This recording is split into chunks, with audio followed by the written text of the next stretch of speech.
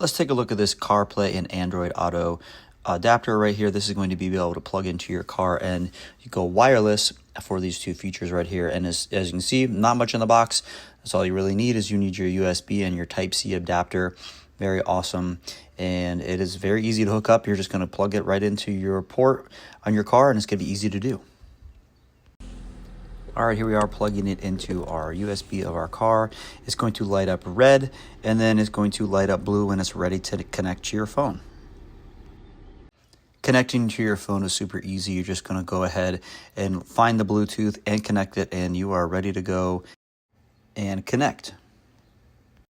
It will request pairing, and you're going to see that right there, and you just push allow, and you're going to be connected right to the device.